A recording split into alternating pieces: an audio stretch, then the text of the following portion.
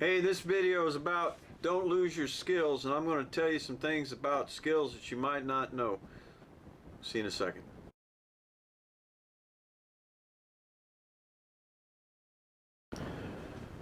I know this may sound hard to believe, but I shot so many low light, in the dark, colored light concerts in the last year that it became very difficult for me to shoot in outdoor settings, normal pictures that people would normally take walking down the sidewalk.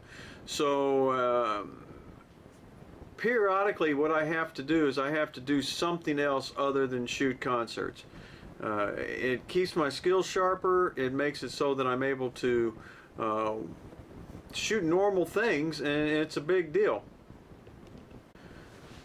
To help with this week I've been working with one of our other units in the company, Southwest Graphic Arts. I've been working with Texas Rustic Owl, and we've been doing some product photography for some of their new line that's coming out next year.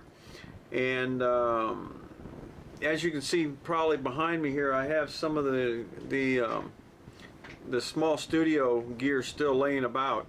But I spent part of the weekend shooting various things of clothing, accessories and things like that.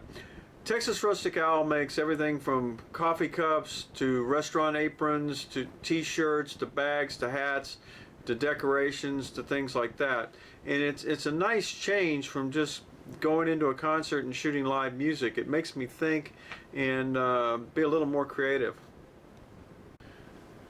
Another thing that I shoot for quite often is for Tasty in Texas, which is Julie's YouTube channel for teaching you how to eat healthy and gluten-free, sugar-free, free, whatever, all that stuff. And I do some food photography, and that gets my mind out. Some of the things that you can do with this is it helps you build better composition. It helps you see different lighting in a different way.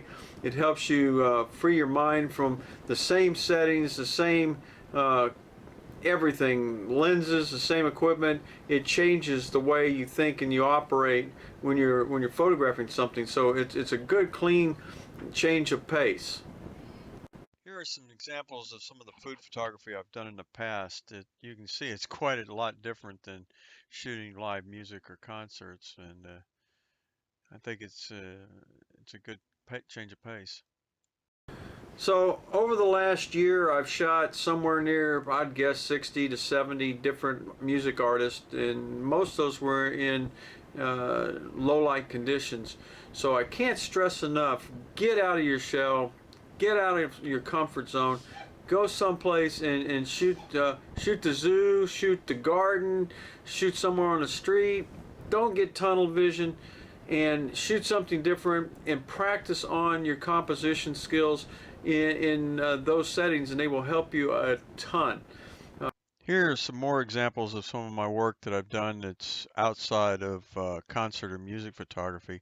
Some of it can lead directly into concert or music photography. I know trains, back roads of Texas, and that kind of thing is big in some country music.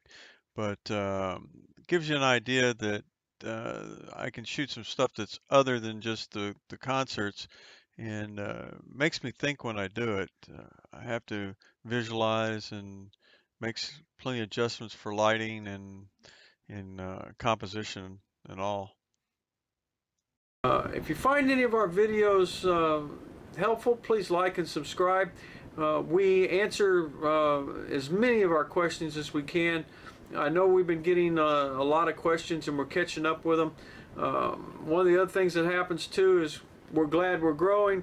We're getting more people now subscribing, so if you haven't liked and subscribed, please do. We'd appreciate it, and we'll see you next week. Thanks a lot. Don't forget, get out and shoot something different. Bye.